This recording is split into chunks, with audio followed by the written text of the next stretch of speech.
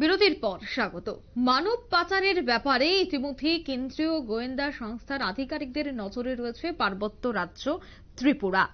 ইতিমধ্যে এনআইএর কর্তারা রাজ্য থেকে মানব পাচারকারী সন্দেহে একাধিককে তুলে নিয়ে গেছে, তথাপি মানব পাচার অব্যাহত রয়েছে। বাংলা থেকে অহরহ অনুপ্রবেশ ঘটে বিশেষ করে পাচারকারীরা মহিলাদেরকে রেলপথে এক জায়গা থেকে অন্য জায়গায় পাচার করছে। আজ আবারও একই খবর উঠে এসেছে।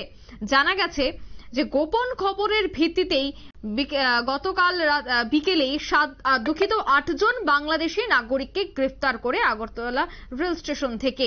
তারা অবৈধভাবে বাংলাদেশ থেকে ভারতে প্রবেশ করেছে। তারা ভারতের বিভিন্ন জায়গায় কাজের সন্ধানে যাচ্ছিল বলেই খবর। ট্রেনের মাধ্যমে তারা এক জায়গা থেকে অন্য জায়গায় যাওয়ার উদ্দেশ্যে বাড়ি থেকে বেরিয়ে পড়ে, তারপরই পুলিশের হাতে গ্রেফতার হয়। এ নিয়ে আগরতলা জিআরপি থানায় একটি মামলা গ্রহণ করা হয় এবং আগামীকাল অর্থাৎ আদালতে তাদেরকে তোলা হবে, এমনটাই কিন্তু জানা গেছে। ইতিমধ্যেই 8 জনকে গ্রেফতার করা হয়েছে। সে বিষয়ে জেল পুলিশ তাপস দাস কি বলছেন শোনাচ্ছি। হ্যাঁ, গতকালকে আমাদের আগরতলা রেল স্টেশন থেকে 7 জন বিডি ন্যাশনালকে গ্রেফতার করা হয়েছে। অ্যাকচুয়ালি তারা অবৈধভাবে আমাদের ভারতে প্রবেশ করে, বর্ডার ক্রস করে। তো আমরা গতকালকেই তাদের এগেনস্টে একটা আমাদের আগরতলা জিআরপি থানাতে মামলা নেই এবং আজকে মহামান্য আদালতে তাদের প্রেরণ করা হচ্ছে। তো এর মধ্যে 7 জন বিডি ন্যাশনালের মধ্যে 4 জন মহিলা ছিল আর 3 জন পুরুষ লোক আছে। গত 2 মাসে কতজন বাংলাদেশি আটক হয়েছে?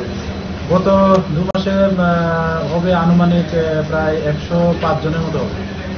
আজকে তারা কোথায় যাওয়ার জন্য?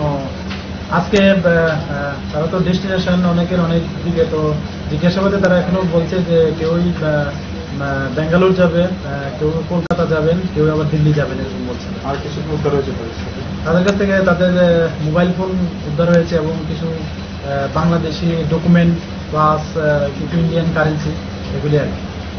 আজকে কি ধারায় মামলা নেওয়া হয়েছে এবং কোথায় পাঠানো হয়েছে? আজকে তো আমাদের আগরতলা মহামান্য আদালতে প্রেরণ করা হয়েছে। আর আমাদের যে নতুন বিএনএস অ্যাক্ট আছে 2023, তো ওই ধারা এবং ফরেনার অ্যাক্ট আছে এবং আইপিসি অ্যাক্টও আছে। অহরহ এইভাবে আগরতলা কিংবা অন্যান্য রেল স্টেশনের মাধ্যমে ভারতের অন্যান্য রাজ্য এবং বিদেশে অনুপ্রবেশকারীরা বিশেষ করে এই ধরনের পাচার চালাচ্ছে বলে তথ্যবিজ্ঞ মহলের অভিমত। এর ভিত্তিতেই রাজ্য সীমান্ত সুরক্ষা ব্যবস্থা নিয়ে যেমন প্রশ্ন উঠছে, পাশাপাশি মানব পাচারকারীদের বাড়বাড়ন্তে জনমনে নানা আশঙ্কা সৃষ্টি। নিয়ে নিচ্ছি ছোট্ট একটি বিজ্ঞাপন বিরতি, সঙ্গে থাকুন।